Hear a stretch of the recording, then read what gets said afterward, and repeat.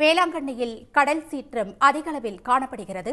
ஆபத்தை உணராமல் சுற்றுலா பயணிகள் கடலில் இறங்கி குளித்து வருவதாக கூறுகிறார் நமது செய்தியாளர் சகாதேவன். சகாதேவன், தற்போது அங்கு மழை நிலவரம் என, கடல் சீற்றமாக காணப்படுகிறதே, முழு விவரங்கள் என்ன? அதாவது நாகப்பட்டினம் மாவட்டத்தில் காலையிலிருந்து இந்த கனமழையானது மிதமாக விட்டு விட்டு பெய்து வருது. குறிப்பாக ஒரு வேளாங்கண்ணி பகுதியில் கிட்டத்தட்ட ஒரு அரை மணி நேரத்திற்கு முன்பாக கனமழை வெளுத்து வாங்கியது என்றே சொல்லலாம். இதனால் இங்கு இருக்கக்கூடிய உலக சுற்றுலாத்தலமான வேளாங்கண்ணி பேராலயம், அதே போல நாகூர் தர்கா உள்ளிட்ட பகுதிகளில் அந்த முக்கிய பிரதான சாலைகள் வெறிச்சோடி காணப்படுகிறது. குறிப்பாக குறைந்த அளவிலான கடைகள் மட்டுமே திறக்கப்பட்டிருக்கிறது. மருந்தகம், பால் விற்பனை நிலையம் உள்ளிட்ட அத்தியாவசிய பொருட்கள் விற்பனை செய்யும் கடைகள் திறக்கப்பட்டிருந்தாலும் சராசரியாக தினமும் திறக்கக்கூடிய கடைகளுடைய எண்ணிக்கை குறைவாக இருக்கிறது. இருந்தாலும் அந்த புயல் அறிப்பையும் பொருட்படுத்தாமல் இங்கு ஏராளமான சுற்றுலாவாசிகள் வருவதையும் நம்மால் பார்க்க முடிகிறது. கிட்டத்தட்ட பார்த்தீங்கன்னா இங்கே வேளாங்கண்ணி கடற்கரையில் அந்த கடலில் யாரும் இறங்க வேணாம், மீனவர்களுக்குண்டான அறிவிப்புகள் எதுவும் கொடுத்திருந்தாலும் இங்கே நிறைய பேர் ஆபத்தை உணராமல் கடலில் குளிக்கிறத நம்மளால் பார்க்க முடியுது. தொடர்ச்சியாக இந்த பகுதியில் பார்த்தீங்கன்னா வெளிநாடுகளிலிருந்தும் வெளி மாநிலங்களிலிருந்தும் அதே போல தமிழகத்துடைய பல்வேறு மாவட்டங்களிலிருந்தும் ஏராளமானவர் வந்திருக்காங்க. ஏன்னா நீங்க எந்த ஊர்ல இருந்து வந்திருக்கீங்க? வேளாங்கண்ணிக்கு எப்படி இருக்கு? கடல் சீற்றம்லாம் எப்படின்னு இருக்கு? கேரளா இல்ல புயல் அறிவிப்புலாம் சொல்லியிருக்கிறாங்களா? இப்ப நீங்க வந்திருக்கீங்க, எப்படி இருக்கு வேளாங்கண்ணி? எப்படி இருக்கு வேளாங்கண்ணி? கொள்ளலாம், பரவாயில்லை. தொடர்ச்சியா பாத்தீங்கன்னா அங்க நிறைய பேர் இங்க வந்திருக்கிறத பார்க்க முடியும். தம்பி, நீங்க எந்த பகுதியில வந்திருக்கிறீங்க?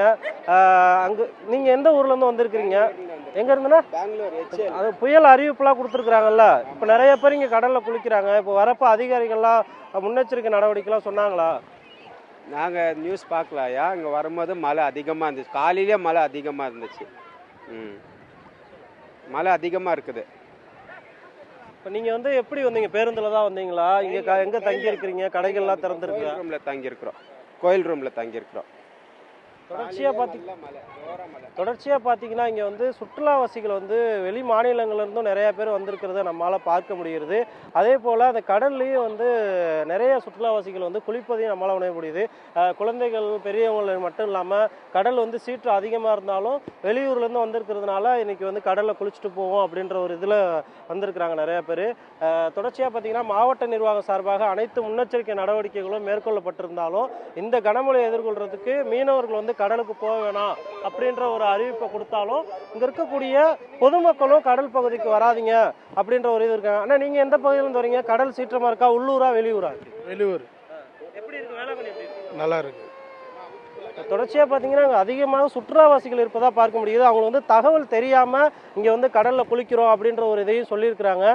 அதுக்கப்புறம் இங்கே இருக்கக்கூடிய காவல்துறையினர்கள் இப்போ தற்போது ஒலிபெருக்கி மூலம் அறிவித்து இங்கே இருக்கக்கூடிய சுற்றுலாவாசிகளை கடலில் குளிக்கிறவங்களும் இங்கேருந்து அப்புறப்படுத்தக்கூடிய பணியில் ஈடுபட இருக்கிறாங்க.